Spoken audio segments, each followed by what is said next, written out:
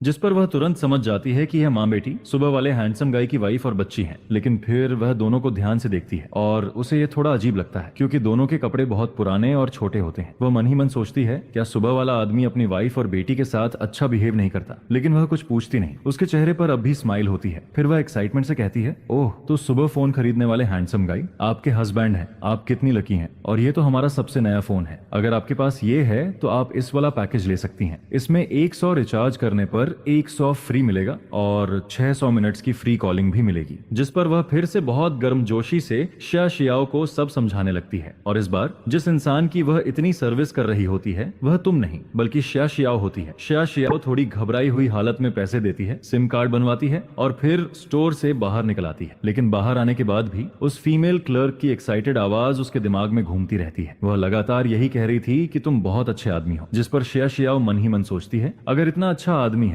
तो तुम ही उसे अपने घर ले जाओ। सिम कार्ड बनवाने के बाद शिया शियाओ एक बैंक भी जाती है। वहां वह नया बैंक कार्ड बनवाती है और तुम्हारे दिए हुए सारे पैसे उसमें जमा कर देती है। सिम कार्ड के पैसे निकालने के बाद भी उसके पास 4,900 युआन बचते हैं क्योंकि तुमने उसे पूरे 5,000 युआन दिए होते हैं। बैंक से बाहर निकलते समय उसके हाथ में नया फोन और बैंक कार्ड दोनों होते हैं। वह सामने की ऊंची ऊंची बिल्डिंग्स को देखती है और अचानक उसे लगता है जैसे वह सच में जिंदा है। अब अगर वह चाहे तो वह मैंगमेन को लेकर यहाँ से जा सकती है। उसके पास इतने पैसे हैं कि वह कोई काम ढूंढ सकती है, खुद और अपनी बेटी को पाल सकती है और शायद अपने सपनों को भी फिर से पूरा करने की कोशिश कर सकती है। तभी उसके कानों में मैंगमेंग की छोटी सी आवाज आती है, मॉम मॉम, क्या मैंगमेंग आइसक्रीम खा सकती है? जिस पर शिया शियाओ तुरंत पीछे मुड़ती है। मैंगमेंग अब भी उसका हाथ पकड़े खड़ी होती है, लेकिन उसकी गोल आंखें सामने थोड़ी दूर खड़े आइसक्रीम वाले पर टिकी होती हैं और उसके मुंह के कोने से तो जैसे पानी भी निकलने वाला होता है। यह देखकर शिया शियाओ अचानक मुस्कुरा देती है। उसकी स्माइल इस बार बहुत ब्राइट और खूबसूरत होती है। फिर वह धीरे से कहती है, हाँ, लेकिन सिर्फ एक ही खाना है, नहीं तो बाद में पेट में दर्द होगा। जिस पर मैंगमेन खुश होकर अपनी माँ का हाथ और कसकर पकड़ लेती है और फिर माँ बेटी दोनों पहली बार इतने समय बाद बाहर का यह छोटा सा खुशी वाला पल एंजॉय करती हैं। उधर तुम बहुत पहले ही नहा चुके होते हो और तुम्हें बिल्कुल नहीं पता होता कि बाहर गई शियाओ शायद अब वापस आना ही ना चाहे। नहाने के बाद तुम डिनर बनाने की तैयारी करने लगते हो। तुम्हें डर होता है कि अगर नूडल्स अभी बना दिए तो बाद में उनका टेस्ट खराब हो जाएगा, इसलिए तुम पहले बाकी डिशेस बनाकर टेबल पर रख देते हो, फिर नूडल्स काटकर चॉपिंग बोर्ड पर रख देते हो ताकि बाद में जल्दी से बना सको। इसके बाद तुम वापस लिविंग रूम में आते हो, सोफा पर बैठ जाते हो, अपना फोन उठाते हो और इंटरनेट पर सर्च करने लगते हो। अगर बच्चा खाना नहीं खाता तो क्या करना चाहिए? तुम सोचते हो अगर वह शरारत करे, मारपीट करे तब भी ठीक है, लेकिन इतनी क्यूट, इतनी समझदार बच्ची वह खाना कैसे नहीं खा सकती? और इतनी प्यारी बच्ची को देखकर तुम तो उसकी उंगली तक छूने से डरते हो। इसी तरह फोन चलाते चलाते तुम्हें थोड़ी नींद आने लगती है। तभी तुम्हारी हल्की सी झपकी लग जाती है। फिर अचानक तुम ऊपर टाइम देखते हो, शाम के 7 बज चुके होते हैं। जिस पर तुम तुरंत सीधा बैठ जाते हो। अभी तक वे दोनों वापस क्यों नहीं आई? यह सोचते ही तुम्हारे दिल में अचानक घबराहट होने लगती है, कहीं उन दोनों के साथ कुछ हो तो नहीं गया। जिस पर तुम जल्दी से उठते हो, शूज पहनते हो और बाहर जाकर उन्हें ढूंढने वाले होते हो। लेकिन जैसे ही तुम डोर खोलते हो, सामने वही दोनों वापस आती हुई मिल जाती हैं और बाहर से आती ठंडी हवा के साथ तुम वहीं खड़े के खड़े रह जाते हो क्योंकि इस समय शिया शियाओ के कदम बहुत हल्के लग रहे होते हैं। उसके होंठों पर हल्की स्माइल होती है जिससे साफ पता चलता है कि आज उसका मूड अच्छा है। उसके हाथ में कई शॉपिंग बैग्स होते हैं और मैंगमेंग एक हाथ से अपनी माँ के कपड़े पकड़कर चल रही होती है जबकि दूसरे हाथ में वह वही शीप वाला डॉल पकड़े होती है जो तुमने उसे दिया था। लेकिन तुम्हें सबसे ज्यादा शौक इस बात से लगता है कि दोनों ने नए कपड़े पहन रखे होते हैं जो उन पर बहुत अच्छे लग रहे होते हैं। तुम्हें देखते ही माँ बेटी दोनों एक पल के लिए रुक जाती हैं, लेकिन अगले ही पल मैंगमेंग खुश होकर तुम्हारी तरफ भागती है और मीठी आवाज में कहती है, डैड। आज बाहर घूमकर और नए कपड़े पहनकर मैंगमेंग बहुत ज्यादा खुश होती है और उसका यह डैड कहना तुम्हें अंदर तक हिला देता है। तुम्हारी आवाज तक हल्की सी अटक जाती है जिस पर तुम जल्दी से नीचे झुकते हो, मैंगमेंग के बाल सहलाते हो और फिर उसे अपनी गोद में उठा लेते हो। इसके बाद तुम उसे लेकर घर के अंदर चलते हो और मुस्कुराकर कहते हो, डैडी ने आज तुम्हारे लिए नूडल्स बनाए हैं, क्या उसमें 2 एग्स डाल दूं? जिस पर मैंगमेंग तुरंत खुश होकर कहती है, मैंगमेंग को एग्स पसंद है और मैंगमेंग को डैड सबसे ज्यादा पसंद है। यह सुनकर पीछे खड़ी शिया शियाओ वहीं रुक जाती है क्योंकि कुछ देर पहले तक मैंगमेंग कह रही थी कि उसे मॉम सबसे ज्यादा पसंद है और अब एक पल में उसने साइड बदल ली होती है। मैंगमेंग ज्यादा देर इंतजार नहीं करती। एग्स वाले नूडल्स बहुत जल्दी तैयार हो जाते हैं। तुम नूडल्स उसके सामने रखते हो, उसके छोटे से नोज को हल्का सा छूते हो और फिर आदत के मुताबिक मुड़कर जाने लगते हो। लेकिन जैसे ही तुम पीछे मुड़ते हो, मैंगमेंग तुम्हारे कपड़ों को पकड़ लेती है। फिर वह धीरे से कहती है, डैड, क्या आप मैंगमेंग के साथ खाओगे? उसकी ये छोटी सी आवाज सुनकर तुम वापस मुड़ते हो और उसकी उम्मीद भरी आंखों को देखते हो जिस पर तुम्हारा दिल जैसे पिघल जाता है। तुम धीरे से कहते हो, अगर मैंगमेंग चाहे तो डैडी उसके साथ बैठेगा, डैडी हमेशा मैंगमेंग के पास रहेगा। यह सुनते ही मैंगमेंग बहुत खुश हो जाती है। वह अपने पास वाली चेयर पर ऊपर हाथ मारती है और तुम्हें वहां बैठने के लिए कहती है, जिस पर तुम अपनी नाक छूते हो और थोड़े ऑकवर्ड एक्सप्रेशन के साथ किचन में जाकर एक और बाउल नूडल्स लेकर आते हो। फिर तुम मेंगमेंग के पास बैठ जाते हो। उसके एक तरफ मॉम बैठी होती है और दूसरी तरफ डैड, जिस पर मेंगमेंग और भी ज्यादा खुशी से खाना खाने लगती है। वह इतना अच्छे से खाती है कि पूरा एक बाउल नूडल्स खत्म कर देती है। फिर भी वह और खाना चाहती है, लेकिन शिया शियाओ डरती है कि कहीं उसका पेट खराब ना हो जाए, इसलिए वह उसे और खाने नहीं देती। इसके बाद बस तुम और मेंगमेंग साथ बैठे खेलते रहते हो, जबकि शिया शियाओ खाना खत्म करके अकेले वापस किचन में चली जाती है। तुम्हें पता होता है कि शिया शियाओ ने अपने मन में बहुत बड़ा स्ट्रगल किया होगा, क्योंकि अगर तुम उसकी जगह होते तो शायद तुम कभी अपने दुश्मन के साथ एक रूम में भी नहीं रह पाते। नहीं, अगर तुम उसकी जगह होते तो शायद सामने वाले इंसान को जीने भी नहीं देते। यह सोचकर तुम बस चुप हो जाते हो। इसी तरह मेंगमेंग के साथ खेलते खेलते रात के 9 बज जाते हैं। मेंगमेंग को बहुत नींद आ रही होती है। उसका छोटा सा सिर बार बार नीचे गिरता है, लेकिन फिर भी वह सोना नहीं चाहती। इसी दौरान तुम्हें एक और बहुत बड़ी बात समझ आती है। मेंगमेंग अब 3 साल की हो चुकी है, लेकिन उसे अभी तक अपने शूज उतारना भी नहीं आता, जबकि इस उम्र के बच्चे तो नॉर्मली किंडरगार्टन जाने लगते हैं। तुम जानते हो कि इसकी वजह पहले का वह खराब फैमिली एनवायरनमेंट है और ये सब एक दिन में ठीक नहीं होगा, लेकिन फिर भी तुम्हारे दिल में बहुत ज्यादा दर्द होता है। तभी शिया शियाओ बेडरूम से बाहर आती है। वह कुछ नहीं कहती, बस चुपचाप सोफा पर बैठे तुम्हें और मेंगमेंग को देखती रहती है, लेकिन उसकी आंखों में साफ लिखा होता है कि अब मेंगमेंग के सोने का टाइम हो गया है। जिस पर तुम मेंगमेंग को सोफा से उठाते हो, कोई उसके छोटे से फेस को किस करते हो और मुस्कुराकर कहते हो, मेंगमेंग अब सोने का टाइम हो गया है, क्या डैडी कल फिर तुम्हारे साथ खेलेगा? यह सुनकर मेंगमेंग की आधी बंद आंखें थोड़ा खुल जाती हैं। वह पहले तुम्हारी तरफ देखती है, फिर अपनी माँ की तरफ देखती है और अगले ही पल वह अपना छोटा सा चेहरा तुम्हारी गर्दन में छिपा लेती है और धीरे से कहती है, मेंगमेंग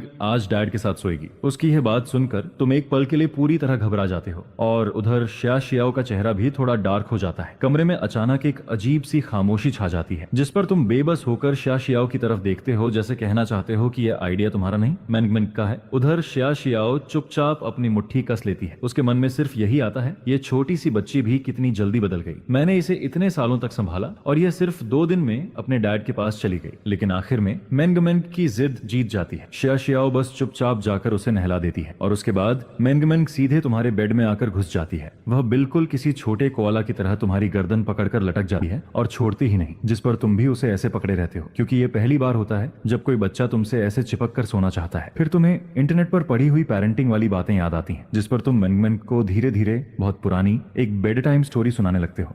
एक बहुत खूबसूरत देश है। राजा की 2 बहुत प्यारी बेटियां हैं। उनमें से एक का नाम एल्सा है। मेंगमेंग बहुत ज्यादा खुश थी। वो गहरी नींद में सो गई। एक सुबह मेंगमेंग अभी भी सो रही थी। तुम जल्दी उठ गए। अगले ही पल तुमने अपनी आंखें मल ली, जैसे तुम्हें यकीन ही नहीं हो रहा था। लिविंग रूम में चाय पर लगी ऑइंटमेंट गायब हो गई थी और तुम्हारी आंखें धीरे धीरे चमकने लगी। उसके चेहरे पर एक राहत भरी मुस्कान आ गई। आज तुम खुश मूड में घर से बाहर निकले। नहाने और खाना बनाने में तुमने कुल मिलाकर 2 घंटे से ज्यादा लगा दी। नाश्ता बनाने के बाद आज एक और काम था, अपनी बेटी को उठाने के लिए बुलाना। मेंगमेंग तुम्हारी नरम आवाज से जाग गई। उसने अपनी नींद भरी आंखें मली और फिर जैसे ही उसने तुम्हें देखा, उसके चेहरे पर एक प्यारी सी स्माइल धीरे धीरे आ गई और उस छोटे से बच्चे ने अपने 2 नरम हाथ फैला दिए। तुमने तुरंत अपना हाथ बढ़ाया और उसे प्यार से उठा लिया। फिर उसे वो नए कपड़े पहनाए जो तुमने कल ही खरीदे थे और उसके बाद उसे लेकर बाहर मुंह हाथ धुलाने चले गए। वीडियो में तुमने बच्चों का ध्यान रखना सीख लिया था, लेकिन थ्योरी तो थ्योरी ही होती है। अब थोड़ी देर संभालने के बाद तुम्हें समझ आ गया कि ये कितना मुश्किल है। उस छोटे बच्चे का शरीर बहुत नाजुक था। तुम जोर लगाने की हिम्मत नहीं कर रहे थे,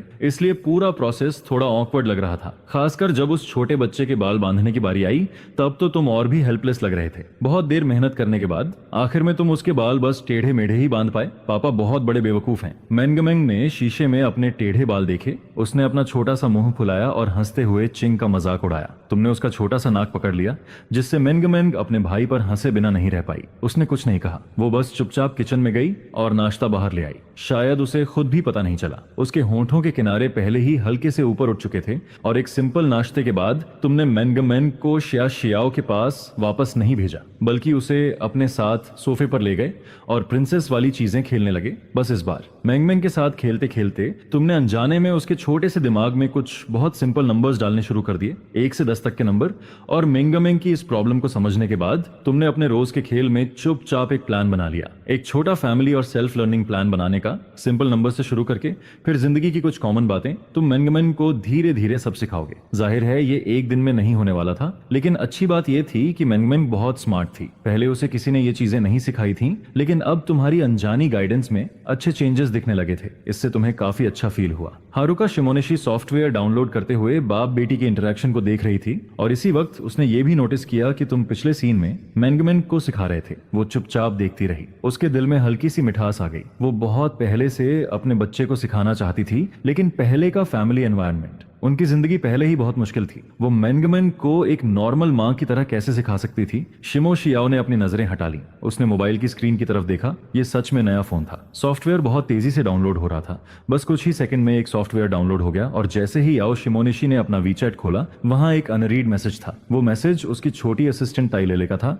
जो 2 साल से उसके साथ थी। उसके वीचैट में वैसे भी बहुत कम लोग थे तुम्हारे अलावा, और पुरानी कंपनी के कुछ लोग। टायो लेले के मैसेज उसकी शादी से लेकर 2 दिन पहले तक आते रहे थे। ज्यादातर मैसेजेस में उसने उसका हाल पूछा था, लेकिन उसने कभी रिप्लाई नहीं किया। मैसेजेस की इस लंबी लाइन को देखकर शिमो शियाओ का दिल थोड़ा भर आया और उसने तुरंत रिप्लाई किया, सॉरी लेले, मैं पहले तुम्हारे मैसेज का जवाब नहीं दे पाई, अब मैं ठीक हूँ, फिक्र मत करो। मैसेज भेजने के 2 सेकंड के अंदर ही सामने से तुरंत रिप्लाई आ गया, सिस्टर शियाओ, आप आखिरकार जिंदा हो। मुझे लगा शादी के बाद आप मुझसे बात ही नहीं करना चाहती। सिस्टर शियाओ, आपको नहीं पता आपके गायब होने के बाद कंपनी में कितनी बातें हुई, खासकर उस नफरत वाले लियू केन ने। पिछले 2 साल से वो बहुत घमंडी हो गया है और वो हर किसी से आपके बारे में बुरा बोलता था। कहता था कि आपके साथ जो हुआ वो सही हुआ। मुझे बहुत गुस्सा आता था। लेले का मैसेज देखकर शिया शियाओ के होंठ हल्के से हिले। लियू केन सही कह रहा है, वो सच में डिजर्व करती थी। पहले कंपनी में वो हमेशा लियू केन को दबाकर रखती थी और अब सर्कल छोड़ने के बाद उसके साथ ऐसा होना भी नॉर्मल था। शिया शियाओ ने लेले की बात का जवाब नहीं दिया, बल्कि उससे उसके बारे में पूछा, सब ठीक है सिस्टर शियाओ, फिक्र मत करो, मैं इतनी भी कमजोर नहीं हूँ, लेकिन मुझे आपकी बहुत याद आती है। क्या आप अभी भी वापस जाएंगी? शिया शियाओ चौंक गई। उसकी आंखों में एक पल के लिए चाहत दिखी। क्या वो सच में वापस जाएगी? उसने सिर घुमाकर तुम्हारी तरफ देखा, फिर मैंगमेंग की तरफ देखा और थोड़ी देर बाद उसकी आंखों की वो चाहत धीरे धीरे खत्म हो गई। शायद नहीं, लेकिन अगर लेले मुझे याद करती है तो मैं उसे भूलूंगी नहीं। उसी समय शहर के बीचों बीच तियानमी एंटरटेनमेंट बिल्डिंग में करीब 1.6 मीटर लंबी एक लड़की ने अपने कंधों का बोझ नीचे रखा और उसके हाथ खुशी में मोबाइल को कसकर पकड़कर तेजी से टाइप करने लगे। लेकिन बहुत जल्दी एक तेज आवाज वाली लड़की ने उसे उसकी खुशी से बाहर निकाल दिया। ताओ लेले, क्या तुम काम चोरी कर रही हो? जल्दी काम करो। क्या तुम्हें लगता है कि तुम पहले किसी फेमस एक्ट्रेस की असिस्टेंट थी तो अब भी खास हो? अगर काम नहीं करना तो जितनी जल्दी हो सके यहाँ से निकल जाओ। ये आवाज एक लंबी फॉक्स गर्ल जैसी लड़की की थी, एक घमंडी और खुद पर मरने वाली औरत। उसका चेहरा ऊपर उठा हुआ था। उसकी लंबी बहती हुई आंखों में घमंड भरा हुआ था। क्या देख रही हो? और रिकॉर्डिंग स्टूडियो का इक्विपमेंट रिपोर्ट क्यों नहीं किया? क्या तुम तीनों मेरे साथ रिकॉर्डिंग करने चल सकती हो? ताई लेले ने उस औरत की तरफ देखा। चुपचाप धक्का दिए जाने के बाद भी उसने जमीन पर रखा इक्विपमेंट उठाया और रिकॉर्डिंग स्टूडियो की तरफ चल दी। सिस्टर शियाओ से मिलने के लिए इस शनिवार मेरी छुट्टी है, मेरे पास कांटेक्ट करने का टाइम होगा। शिया शियाओ ने ऐसा मैसेज देखा और आखिरकार उसके चेहरे पर मुस्कान आ गई। उसने फिर से स्क्रॉल किया, लेकिन और कोई इन्फॉर्मेशन नहीं थी, तो उसने वेबो खोल लिया। उसके वेबो पर आखिरी अपडेट अभी भी 2 साल पुरानी थी। वही पोस्ट जिसमें उसने सर्कल छोड़ने का ऐलान किया था। और उसके पहले वाले लाखों फैंस अब हजारों में बदल चुके थे। जियांग के फैंस के अलावा शिंगयुआन के कुछ पुराने फैंस अभी भी थे, जो अक्सर उसकी बात करते थे और उसकी फिक्र करते थे। इसलिए उसने वेबो के हॉट सर्च देखे। ज्यादातर हाल की गॉसिप न्यूज थी, लेकिन उनमें कुछ ऐसी भी थी जो हाल ही में वायरल हुए एक गाने की बात कर रही थी। Evil life has you, immortal song, mysterious singer. सिर्फ एक वीडियो से फैंस की पूरी दुनिया फट गई। शिंगयाओ कौन है? डीप एनालिसिस, हाल की एक ट्रेजर सॉन्ग का पूरा हिसाब। शिमोनिशी हारुका बहुत क्यूरियस हो गई। हाल ही में इतना पॉपुलर हुआ ये कौन सा गाना है, इसलिए उसने टाइटल ढूंढा और उस पर क्लिक कर दिया। मोबाइल की स्क्रीन अपने आप वीडियो इंटरफेस पर चली गई। जानी पहचानी गिटार की धुन बजने लगी। लिविंग रूम शांत हो गया और तीनों के कानों में सिर्फ गाने की आवाज गूंजने लगी। तुमने थोड़ा ऑकवर्ड होकर सिर घुमाया। मैंगमिंग अपनी बड़ी बड़ी आंखों के साथ शिया शियाओ की गोद में फैल गई और मोबाइल की स्क्रीन को देखने लगी। शिया शियाओ पूरी तरह से स्टन्ड रह गई। ये जानी पहचानी आवाज, क्या ये वही गाना नहीं था जो 2 दिन पहले कमरे से सुनाई दे रहा था? तो उस दिन वो वीडियो रिकॉर्ड कर रहा था। तभी मैंगमिंग ने सबसे पहले बोला। उसने अपनी छोटी उंगली मोबाइल की स्क्रीन की तरफ की, फिर शियाओ की तरफ देखा। उसकी बड़ी आंखें क्यूरियोसिटी से भरी थीं। ये पापा हैं? पापा फोन में हैं? हाँ, ये पापा हैं। हारुका शिमोनिशी ने उस छोटे बच्चे के सिर पर हाथ फेरा और जवाब दिया। अब उसे समझ आया कि तुम्हारे पास घर का फर्नीचर बदलने के लिए इतना पैसा कहां से आया। लाइक्स की संख्या मिलियंस में है, फिर पैसे कैसे नहीं होंगे? उसने सिर घुमाकर तुम्हारे साफ निखरे हुए साइड फेस को देखा। उसकी आंखों में एक अजीब और कॉम्प्लिकेटेड एहसास था। मैंगमिंग को अपनी माँ का जवाब मिल गया और वो खुशी से वापस तुम्हारी गोद में कूद गई। उसने अपने छोटे छोटे हाथों से तुम्हारा चेहरा पकड़ लिया। उसकी बड़ी आंखों में चमक भरी हुई थी और वो खुश होकर बोली,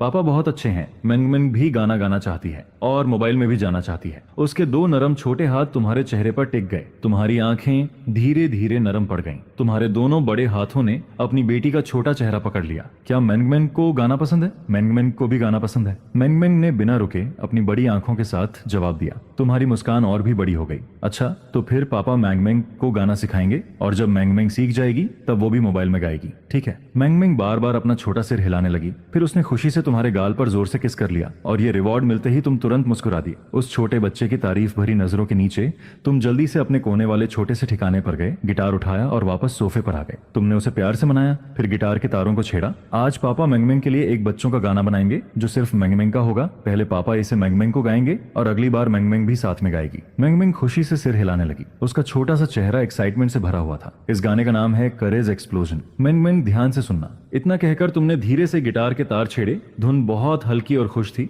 फिर पूरे लिविंग रूम में आवाज गूंजने लगी। मैंगमेंग का रिदम सरप्राइजिंगली बहुत अच्छा था। वो अपना सिर हिला रही थी और धुन के साथ धीरे धीरे झूम रही थी। तुम भी अनजाने में उस छोटे बच्चे के साथ अपने शरीर को हिलाने लगे। उन दोनों को एक जैसा झूमते देखकर शिया शियाओ की आंखें धीरे धीरे नरम हो गईं और उसके चेहरे पर चुपचाप एक मुस्कान आ गई। वो भी पूरे फैमिली के रिदम में शामिल हो गई। पहली बार पूरा परिवार खुशी के समंदर में डूबा हुआ था। इस पल ऐसा लग रहा था जैसे पूरा लिविंग रूम भी गा रहा हो। और मैंगमेंग ने अपनी छोटी मुट्ठी कस ली, फिर एकदम से सुपर हीमैन जैसा पोज बना लिया। तभी तुमने भी अपने हाथ का गिटार नीचे रख दिया, छोटे बच्चे की तरफ वैसा ही जेस्चर किया, फिर अपनी उंगली बढ़ाकर प्यार से मैंगमेंग के माथे को छुआ। मैंगमेंग सीधे तुम्हारी गोद में कूद गई और उसके छोटे छोटे हाथों ने तुम्हारी गर्दन को कसकर पकड़ लिया। पापा, मैंगमेंग को ऐसे वाले पापा पसंद हैं। आप पहले जैसे वापस मत बनना, ठीक है? मैंगमेंग की कमजोर सी आवाज तुम्हारे कानों में गूंजी। तुमने हल्का सा मुंह खोला और अचानक तुम्हारी आंखों में नमी भर आई। तुमने मैंगमेंग को अपनी गोद में कसकर पकड़ लिया और अपना चेहरा उसके कपड़ों में छुपा लिया। हाँ पापा, आप कभी वैसे नहीं बनेंगे। तुम्हारी आवाज भारी हो गई थी और कंधे हल्के से कांप रहे थे।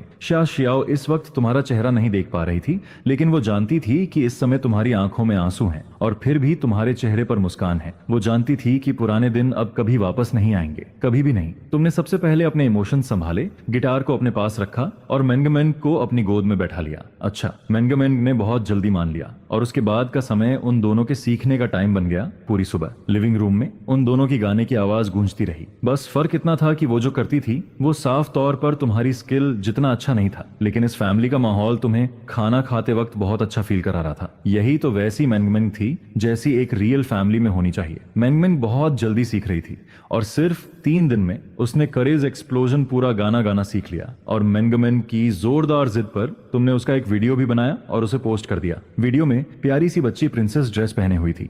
उसके सिर पर बो था, उसका छोटा सा शरीर म्यूजिक के साथ झूम रहा था। वो इतनी क्यूट लग रही थी और शूट करते वक्त तुम्हारे चेहरे पर मुस्कान थी। तुम्हारा चेहरा पूरा यही कह रहा था, ये मेरी बेटी है। मेरा प्रॉड सुंडेरे एक्सप्रेशन। साइड में बैठी शिया शियाओ ये सब देख रही थी। शिया शियाओ ने अनजाने में तुम्हारा चेहरा देखा और वो हंसी रोकते रोकते लगभग नाराज हो गई। उसने पहली बार तुम्हें इस तरह देखा था और तुम्हारे अंदर ऐसा साइड भी हो सकता है। पिछले 3 दिनों में तुम्हारे अच्छे बिहेवियर की वजह से शिया शियाओ का रिश्ता तुम्हारे साथ काफी नरम हो गया था। कम से कम अब शिया शियाओ खुद से तुमसे 2-4 बातें कर लेती थी। किसी ने नहीं सोचा था कि शिनयाओ अकाउंट का दूसरा वीडियो भी एक गाना निकलेगा और वो गाना भी ओरिजिनल होगा और इतना अच्छा भी होगा। शियाओली ने ये वीडियो सबसे पहले देख लिया और पूरा वीडियो देखने के बाद उसने बिना सोचे सबसे बड़ा लाइक दे दिया। इतनी प्यारी सी बच्ची, इतना अच्छा गाना। शियाओली के चेहरे पर मुस्कान आ गई और उसका पूरा मुंह खुशी से खुल गया। उसके तुरंत बाद हॉट सर्च फिर से एक्सप्लोड हो गया। तुम्हारे आसपास का स्टॉर्म अभी पूरी तरह खत्म भी नहीं हुआ था और इस नए तूफान ने पहले ही सब उड़ा दिया। इस वीडियो की पॉपुलैरिटी और भी तेजी से बढ़ी।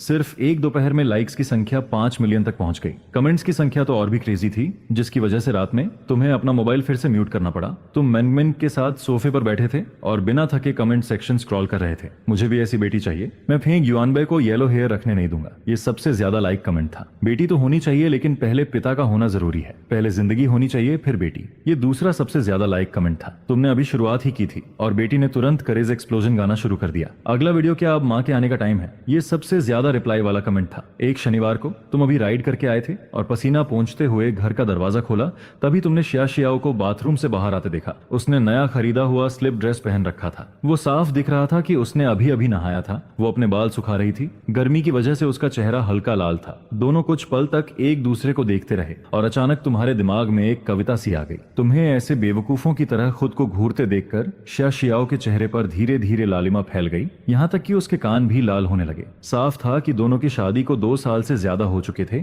लेकिन अभी ऐसा लग रहा था जैसे दोनों अभी अभी साथ आए हों, जैसे कोई नया कपल हो। शिया शियाओ ने खुद को शांत करने की कोशिश की और तुमसे हेलो कहा, लेकिन बोलते बोलते वो जल्दी से बेडरूम में चली गई। तुमने बस छोटा सा जवाब दिया। शिया शियाओ ने कुछ नहीं नहीं कहा और वो भी वापस बेडरूम में भाग गई। तुमने बेबस होकर मुस्कुराया, अपने दिमाग से बेकार के ख्याल निकाले और बाथरूम में चले गए, नहाया, खाना बनाया और फिर मैंगमेंग को उठाने चले गए। Daily 3 piece set. जब तुमने बेडरूम का दरवाजा खोला, मैंगमेंग अभी भी सो रही थी। कुछ दिनों की अच्छी खाने पीने और नींद की वजह से मैंगमेंग का चेहरा पहले से काफी ज्यादा हेल्दी लग रहा था। हालांकि वो अभी भी पतली थी, लेकिन उसका पूरा मूड और हालत आंखों से ही बेहतर लग रही थी। तुम बिस्तर के किनारे बैठ गए और थोड़ी देर उसे देखते रहे, फिर झुककर प्यार से उसकी छोटी सी नाक पकड़ ली। मैंगमेंग, उठो, खाना खाना है। बिस्तर पर पड़ी वो छोटी सी बच्ची धीरे धीरे आंखें खोलने लगी और जैसे ही उसने तुम्हें देखा, उसके होंठों के किनारे अपने आप ऊपर उठ गए। फिर उसने धीरे से अपना छोटा हाथ बढ़ाया और तुम्हारी गर्दन पकड़ ली। पापा, तुम मुस्कुराए, उसे गोद में उठाया, बेडरूम से बाहर आए और उसे वॉश बेसिन के सामने वाले स्टूल पर बैठा दिया। पिछले 2 दिनों से वो छोटी बच्ची खुद ही अपना चेहरा धो रही थी और दांत साफ कर रही थी। तुम उसके पास खड़े थे, उसके लिए टूथपेस्ट निकाल रहे थे, टॉवेल दे रहे थे और बाकी चीजें संभाल रहे थे। मैंगमेंग बहुत स्मार्ट थी। तुमने उसे सिर्फ 2 दिन सिखाया था और उसने ये स्किल सीख ली। इसी समय शिया शियाओ भी बेडरूम से बाहर आई। उसके पीछे के लंबे बाल ऊपर बांधे हुए थे, एक छोटे से बन में। इस तरह की शिया शियाओ को देखकर तुम्हारी नजरें उससे हट ही नहीं रही थी। तुमने मन ही मन सिर हिलाया। क्या यही वो एनर्जी है जो किसी 20 साल की लड़की में होनी चाहिए? लेकिन वो अभी भी बहुत पतली है। अगर थोड़ी हेल्दी होती तो और भी अच्छी लगती। शिया शियाओ अभी भी अंदर से थोड़ी नर्वस थी। उसकी आंखें हल्की लाल थीं। घर में उसने पहली बार इस तरह कपड़े पहने थे। उसे नहीं पता था कि वो अच्छी लग रही है या नहीं। उसने सिर उठाकर तुम्हारी तरफ देखा और तुम अभी भी उसे देख रहे थे। वो चुपचाप डाइनिंग टेबल की तरफ चली गई और जैसे ही उसने तुम्हारी आंखें चमकती हुई देखी, उसे समझ आ गया कि वो अच्छी लग रही है। रुको, मुझे उसकी राय की परवाह क्यों हो रही है? शिया शियाओ ने गुस्से में चॉपस्टिक्स उठाई और कटोरे में 2 बार हिलाया। वो अपनी ही इस हालत पर नाराज हो गई और तभी तुम भी मैंगमेंग को लेकर वहां आ गए। मैंगमेंग ने मीठी आवाज में उसे बुलाया, फिर उसने अपना छोटा स्पेशल स्पून उठाया और सामने रखी मिलेट पॉरेज को हिलाने लगी। क्या तुम आज हमारे साथ बाहर चलोगे? अचानक तुम्हें शिया शियाओ की आवाज सुनाई दी। तुमने हैरानी से उसकी तरफ देखा। शिया शियाओ ने सिर हिलाया, लेकिन उसने तुम्हारी तरफ नहीं देखा। उसके कान पहले से ज्यादा लाल हो चुके थे। ठीक है, मैं तुम्हें और मैंगमेंग को साथ इसलिए ले जाना चाहती हूँ, सिर्फ इसलिए क्योंकि टायो लेले उस छोटी बच्ची को देखना चाहती है और पिछले 2 दिनों में वो छोटी बच्ची तुम्हारी छोटी पूंछ बन गई है। वो तुमसे एक पल भी अलग नहीं रहती, इसलिए तुम बस उस छोटी बच्ची की वजह से साथ जा रहे हो और 2 साल बाद वो फिर से सिस्टर शियाओ से मिल पाएगी। ताओ लेले बहुत एक्साइटेड थी। उसने पहले ही कुछ कप्स मिल्क टी खरीद लिए थे। सीट पर बैठी थी और बार बार मिल्क टी शॉप के दरवाजे की तरफ देख रही थी। बस अफसोस की बात यह थी कि शिया शियाओ तुम्हारे साथ थी और उसे समझ नहीं आता था कि सिस्टर शियाओ उस बेकार आदमी के साथ क्यों है।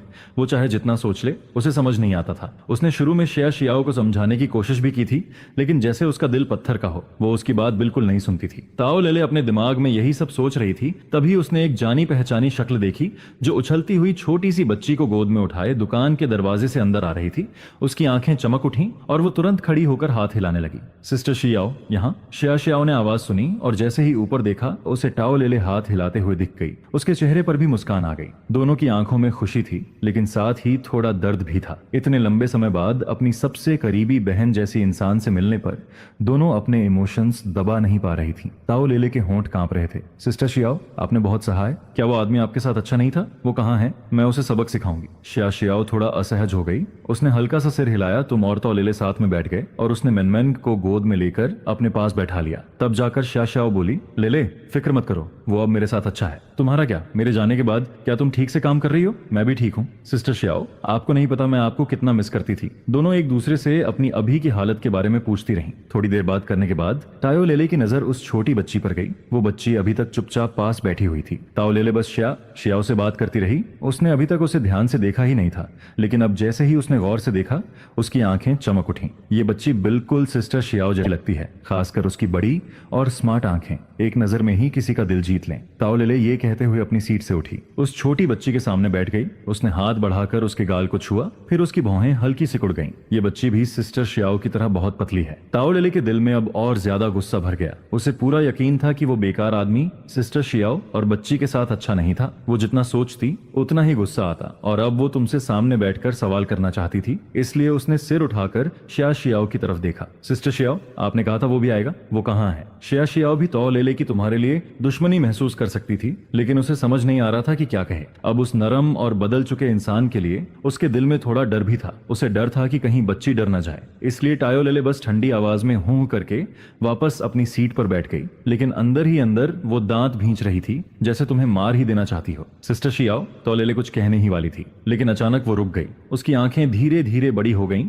और वो मिल्क टी शॉप के दरवाजे की तरफ देखने लगी। शियाओ भी चौंक गई। उसके चेहरे पर और ज्यादा परेशानी आ गई। उसे लगा तुम आ गए हो और इससे लेले और ज्यादा नाराज हो जाएगी। वो मुड़कर देखने ही वाली थी, तभी पीछे से एक हल्की सी तीखी आवाज आई, तुम्हारे पास अभी भी मिल्क टी पीने का टाइम है? मैंने जो काम दिया था वो खत्म हो गया क्या? लियू क्यान, तुम्हारी कोई हद नहीं है। आज छुट्टी का दिन है। टाओ लेले का चेहरा गुस्से से खराब हो गया, जैसे कोई छोटी बिल्ली गुस्से में फुफकार रही हो। शियाओ मुड़ी और तब उसने साफ देखा कि सामने लियू क्यान खड़ी थी, वही लड़की जो पहले उसी कंपनी में उसके साथ थी और वो भी सिंगर वाली लाइन में थी। अरे ये तो सिस्टर शियाओ है ना? सिस्टर शियाओ घर पर नहीं बैठी, अपने सीधे साधे रिकवरी वाले ग्रुप में नहीं है। लेले को ढूंढने बाहर आ गई। क्या बात है? लियू क्यान की आंखों में हंसी थी और उसके मुंह से निकलने वाली हर बात में ताना भरा हुआ था। उसने अभी बात पूरी भी नहीं की थी कि बगल में बैठी तो लेले पहले ही गुस्से से बोल पड़ी, लियू क्यान पहले अपना काम देखो। आज वर्किंग डे नहीं है तो अपनी ये अजीब बातें बंद करो। सिस्टर शियाओ चलो यहाँ से, यहाँ एक पागल कुत्ता खड़ा है, ये बस हमारा मूड खराब करेगा। ताओ लेले ये कहकर मैंगमैन को उठाने लगी। उसने शियाओ का हाथ पकड़ा और वहां से जाने लगी, लेकिन लियू क्यान पहले ही उनके सामने आकर खड़ी हो गई। उसकी आंखों में अजीब सी बुरी मुस्कान थी। उसने शियाओ को ऊपर से नीचे तक देखा और हंसते हुए बोली, सिस्टर शियाओ तुम इतनी पतली क्यों हो गई हो? क्या जिंदगी आसान नहीं चल रही? अगर मुश्किल है तो मुझे बता देना, मैं थोड़ी मदद कर सकती हूँ। आखिर मैं इतनी दयालु जो हूँ, लेले को ही देख लो। अब वो मेरे नीचे काम करती है, उसकी जिंदगी भी ठीक चल रही है ना लेले? ताओ लेले का चेहरा और सख्त हो गया। उसने लियू क्यान को घूर कर देखा, लेकिन कुछ नहीं कहा। शियाओ ने सिर घुमाकर टाओ लेले की तरफ देखा। उसकी आंखों में शौक था, क्योंकि वो जानती थी कि जो काम लेले कर रही है वो बहुत मुश्किल और थका देने वाला काम था। कंपनी उसे ऐसा काम कैसे करने दे सकती थी? लेकिन साफ था कि अभी ये पूछने का टाइम नहीं था। शियाओ ने सिर घुमाया और लियू क्यान की तरफ देखते हुए उसकी आंखों में भी गुस्सा आ गया, लेकिन वो कुछ कहती उससे पहले तो लेले बोल पड़ी, मेरा कंपनी के साथ कॉन्ट्रैक्ट इस महीने के आखिर में खत्म हो रहा है और तब मैं खुद रिजाइन कर दूंगी। मुझे बस उम्मीद है कि कुछ लोग जितना ऊपर चढ़ते हैं उतना ही बुरा गिरते हैं। अगर सिस्टर शियाओ वापस आ गई तो शायद कुछ लोगों को रात में सपने में भी डर लगेगा। लियू क्यान ये सुनकर एक पल के लिए रुक गई। उसके दिल में सच में शियाओ का डर था। आखिर पहले 1.5 साल तक शियाओ ने उसे पूरी तरह दबाकर रखा था। उस वक्त उसे कौन नहीं जानता था। लेकिन लियू क्यान जल्दी ही हंस पड़ी। उसने शियाओ की तरफ ऐसे देखा जैसे कोई बहुत बड़ा मजाक सुन लिया हो। वापस आएगी, ये सबसे फनी जोक है जो मैंने कभी सुना है। कौन सी कंपनी एक ऐसी एक्सपायर्ड आर्टिस्ट को साइन करेगी जिसके साथ बच्चा भी हो? और बच्चे की बात करें तो शियाओ तुम्हारी बच्ची काफी अच्छी दिखती है। तुम इसे नेक्स्ट जनरेशन की पॉपुलर लिटिल फ्लावर बना सकती हो। लियू क्यान लगातार बोलती जा रही थी और उसके चेहरे पर अजीब सी एक्साइटमेंट थी। वो तो उस प्यारी सी बच्ची का चेहरा पकड़ने के लिए हाथ भी बढ़ाने लगी। अपने गंदे हाथ उससे दूर रखो। अगर तुमने उसे छूने की हिम्मत की तो मैं तुम्हें इतना रुलाऊंगा कि तुम्हारे पास रोने की भी जगह नहीं बचेगी। दो आवाजें एक साथ गूंजी। एक शिया की थी और दूसरी तुम्हारी भारी आवाज थी। तुम्हारी आंखों में गुस्सा साफ दिख रहा था। तुम जल्दी से शियाओ के पास पहुंचे, उसके हाथ में जो चीजें थीं वो ले ली, फिर लियू क्यान के सामने खड़े हो गए और शियाओ और मैंगमैन को अपने पीछे कर लिया। लियू क्यान एक पल के लिए डर गई। उसका शरीर अपने आप 2 कदम पीछे चला गया। इस वक्त तुम बहुत गुस्से में थे और तुम्हारे अंदर से एक बहुत स्ट्रांग दबाव महसूस हो रहा था, लेकिन जब उसने खुद को संभाला और ध्यान से तुम्हें देखा तो वो अचानक हंस पड़ी। ओह, तो ये वही गोरा सा निकम्मा है, बेकार आदमी। मैं सोच रही थी कौन है, तो तुम हो। क्या अब तुम सबके सामने मारपीट भी करोगे? तुमने भौहें सिकोड़ ली, फिर पीछे मुड़कर शियाओ की तरफ देखा। तुम्हारी आंखों में सवाल था, जैसे पूछ रहे हो ये कहां से आ गई। शियाओ ने धीरे से कहा, ये हमारी पुरानी कंपनी की सिंगर है। मैंने नहीं सोचा था कि यहाँ मिल जाएगी। तुम शायद किसी से नहीं डरते थे, लेकिन शियाओ थोड़ी डरी हुई थी। जब उसने तुम्हें अपनी तरफ देखते हुए देखा तो उसने हल्का सा सिर झुका लिया। उसे ऐसे देखकर तुम्हारी भौहें और ज्यादा सिकुड़ गईं। तुम्हारे दिल में और गुस्सा भर गया। तुमने शियाओ से कुछ नहीं पूछा, बस सिर घुमाकर ऊपर से लियू क्यान की तरफ देखा। सिंगर, सॉरी, मैंने तुम्हारा नाम कभी नहीं सुना और मैं तुम्हें जानता भी नहीं। मुझे बस इतना पता है कि अच्छा कुत्ता रास्ते में नहीं आता, रास्ते से हट जाओ। तुम्हारी आवाज बहुत ठंडी और सीरियस थी। ये सुनते ही लियू क्यान की आवाज और तेज हो गई। पहले अपनी औकात देखो। क्या तुम्हें लगता है कि मुझे नहीं पता? तुम हर दिन गौ चेंग और शुबिन की चापलूसी करते हो, फैंसी बॉय ग्रुप वालों को रोज ड्रिंक पर बुलाते हो और अब यहाँ मेरे सामने बड़े आदमी बनने का नाटक कर रहे हो। गाओ चैनक, शुबिन, तुमने इन दोनों नामों के बारे में सोचा और आखिरकार तुम्हें याद आया कि ये कौन है। ये उसी बॉय ग्रुप के मेंबर थे जिसमें पहले ओरिजिनल बॉडी वाला इंसान था। वो सर्कल छोड़ने के बाद फिर से डेब्यू करना चाहता था, इसलिए वो अक्सर इन लोगों को ड्रिंक पर बुलाता था और खुश करने की कोशिश करता था, लेकिन उन लोगों ने कभी उसे सीरियसली नहीं लिया। लेकिन मैं उन दोनों में से नहीं हूँ जिनकी तुम बात कर रही हो, और अगर तुम ऐसे ही पीछे पड़ी रही तो मुझे सिक्योरिटी बुलानी पड़ेगी। लियू क्यान कुछ पल चुप रही, लेकिन आखिर में वो रास्ते से हट गई। तुमने पीछे खड़ी शियाओ का हाथ पकड़ लिया और उसे अपने साथ आगे खींच लिया। तुमने फिर से उसे प्रोटेक्ट किया और धीरे धीरे से कहा, आगे से बाहर मत आना। जब तुम लोग लियू कियन के पास से निकल रहे थे तभी उसने अचानक शिया शियाओ से कहा, कितना अफसोस है, कुछ लोग अब कभी गा नहीं सकते। शिया शियाओ, मेरा नया गाना इस महीने के आखिर में आने वाला है। ये कहकर लियू कियन जोर से हंस पड़ी। तुम मुझसे कैसे कंपेयर कर सकती हो? उसकी हंसने की आवाज सबके कानों में गूंजती रही। टायो लेले का मन कर रहा था कि अभी जाकर उसे मार दे। उसे साफ पता था कि सिस्टर शियाओ को गाना कितना पसंद है, लेकिन अब वो गा नहीं सकती और उसने जानबूझकर ये बात कही। ये सीधा दिल पर अटैक था। तुम्हारे कदम भी एक पल के लिए रुक गए। तुमने गहरी नजर से उसकी तरफ देखा, फिर बिना कुछ बोले आगे बढ़ गए। शिया शियाओ ने कुछ नहीं कहा, बस उसके होंठ हल्के से कांपे। लेकिन तभी अचानक एक साफ और मजबूत आवाज सुनाई दी, मम्मी तुमसे अच्छा गाती हैं, तुम बहुत बुरी आंटी हो, सारे बुरे लोग ईविल होते हैं। किसी ने नहीं सोचा था कि मेंग मेंग अपनी माँ के लिए ऐसे बोलेगी। तुम बस एक सेकंड के लिए चौंके, फिर मुस्कुराते हुए उस छोटी बच्ची के सिर पर हाथ फेरा। बहुत बढ़िया, आखिर वो तुम्हारी बेटी थी। तुम्हारे दिल में जो थोड़ा गुस्सा बाकी था वो मेंग मेंग की बात सुनते ही गायब हो गया। तुम लोगों ने लियू कियन को नजरअंदाज किया और वहां से निकल गए। फिर सब लोग एक रेस्टोरेंट में पहुंचे। रास्ते भर शिया शियाओ और तौ लेले बात करती रहीं। तुम बस चुपचाप साथ चलते रहे। तुम्हारे दिल में कुछ चिंता थी लेकिन तुमने कुछ नहीं पूछा। अब जाकर सब बैठ गए थे। आसपास कोई आउटसाइडर नहीं था। शिया शियाओ ने टाओ लेले का हाथ पकड़ा और आखिरकार वो सवाल पूछ लिया जो वो इतने समय से पूछना चाहती थी। लेले, तुम लियू कियन के नीचे काम कैसे करने लगी? और सिस्टर यून कैसी है? वो अब क्या कर रही है? सिस्टर यून पहले शिया शियाओ की एजेंट थी। उसकी उम्र लगभग 40 साल थी, लेकिन वो हमेशा उसके साथ बहुत अच्छा व्यवहार करती थी, बिल्कुल माँ की तरह। शिया शियाओ का सवाल सुनकर तो लेले ने धीरे से कहा, तुम्हारे जाने के बाद थोड़े समय में ही सिस्टर यून को जॉब से निकाल दिया गया। उसने बहुत दिनों तक नई जॉब ढूंढी लेकिन उसे कहीं काम नहीं मिला। फिर उसकी माँ बीमार हो गई और हॉस्पिटल में एडमिट हो गई। उसे हॉस्पिटल में रहकर अपनी माँ का ख्याल रखना पड़ा। आखिर में उसे सिर्फ नैनी की जॉब मिली। शिया शियाओ ने कभी नहीं सोचा था कि सिस्टर यून की हालत इतनी खराब हो जाएगी। उसकी आंखों के सामने सब धुंधला सा हो गया। उसे हल्का हल्का वो पुराना समय याद आने लगा जब सिस्टर यून हर काम बहुत अच्छे से संभालती थी। दोनों चुप हो गईं। वो जानती थी कि वो खुद को इस सब के लिए जिम्मेदार मान रही है। अगर उसने उस वक्त जिद नहीं की होती तो सिस्टर यून की हालत ऐसी नहीं होती। सिस्टर यून ने उसके लिए कई बार कंपनी की बात नहीं मानी थी और कंपनी के लिए पैसे कमाने वाले लोग ही इंपॉर्टेंट होते हैं,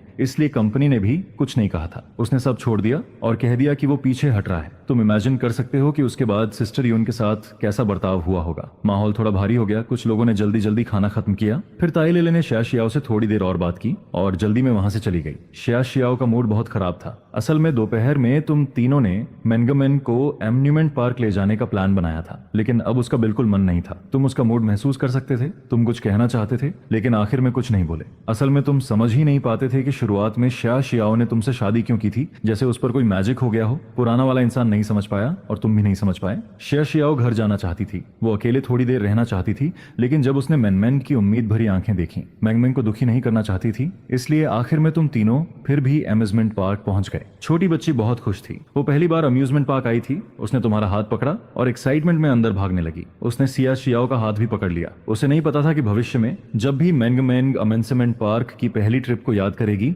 उसे दुख महसूस होगा। परिवार ने सबसे पहले कैरोसेल राइड की, फिर कुछ और राइड्स खेले। देखते देखते शाम हो गई और अम्यूजमेंट पार्क की रंग बिरंगी लाइट्स भी जल गईं। आखिरी राइड फेरिस व्हील थी। तुम मेंगमेन को गोद में लेकर शिया शियाओ के साथ अंदर बैठे। तब तक मेंगमेन तुम्हारी गोद में ही सो चुकी थी। फेरिस व्हील धीरे धीरे ऊपर जा रहा था और नीचे की रंग बिरंगी बिल्डिंग्स छोटी होती जा रही थी। तुम नहीं जानते थे कि शिया शियाओ भी पहली बार एम्यूजमेंट पार्क आई थी और पहली बार फेरिस व्हील पर बैठी थी। उसकी आंखें केबिन के बाहर क्यूरियोसिटी से देख रही थीं। उसकी आंखों में चमक थी। वो बाहर देख रही थी और तुम उसे देख रहे थे। शायद उसने तुम्हारी नजर महसूस कर ली। उसके कान धीरे धीरे लाल होने लगे। उसने चुपके से तुम्हारी तरफ देखा।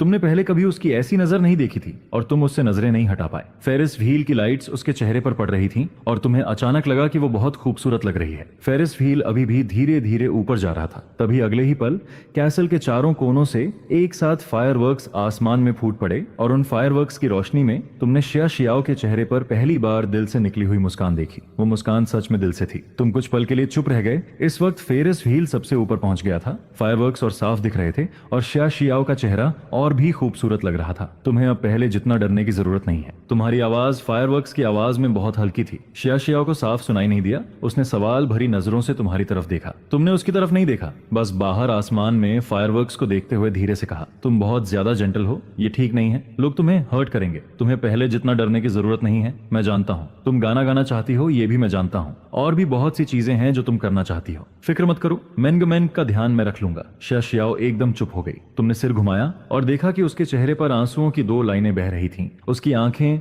बिना पलक झपकाए तुम्हें देख रही थीं। उसकी आंखों में जो दर्द था, जो शिकायत थी और जो कॉम्प्लिकेटेड फीलिंग्स थी वो तुम्हें हिला देने के लिए काफी थी। तुम अचानक नर्वस हो गए। तुम्हें समझ नहीं आया वो अचानक रो क्यों रही है, तुम कौन हो। शिया शियाओ लगातार तुम्हें देख रही थी। उसकी भरोसे से भरी आंखों में धुंध थी। उसकी आवाज साफ थी, ज्यादा तेज नहीं, लेकिन वो सीधा तुम्हारे दिल में जाकर लगी। ये वही था जिससे तुम सबसे ज्यादा डरते थे। तुम चुप हो गए। धीरे धीरे आसपास सब शांत हो गया, जैसे फायरवर्क्स की आवाज भी गायब हो गई हो। बहुत देर बाद तुमने हल्की सी मुस्कान के साथ उसकी तरफ देखा और तुम्हारी आवाज थोड़ी भारी हो गई। मैं बू शिंगई हूँ। शिया शियाओ तुम्हें देखती रही। तुम्हारी मुस्कान ने उसके दिल की धड़कन को पूरी तरह बिगाड़ दिया, जैसे उसका दिल बेकाबू होकर धड़क रहा हो। लेकिन तुम्हारा जवाब उससे भी ज्यादा अनएक्सपेक्टेड था। उसने तुम्हारी साफ और चमकती आंखों को देखा और उसके आंसू और तेजी से गिरने लगे। उसने अपने घुटनों को पकड़ लिया, सिर झुका लिया, फिर बहुत हल्की आवाज में बोली, हाँ तुम वो शिंगई हो। अगर तुम वो नहीं हो तो फिर कौन हो सकता है। मैं तुम्हें एक पुरानी सी कहानी सुनाती हूँ। एक ऑर्फनेज में एक छोटी सी लड़की थी। वो बहुत डरपोक थी, लेकिन ऑर्फनेज में एक लड़का था जो उससे 1 साल बड़ा था और हमेशा उसकी रक्षा करता था। एक दिन कुछ लड़कों ने उसे तंग किया तो उस लड़के ने उसे अपने पीछे छुपा लिया और खुद उसके सामने खड़ा हो गया।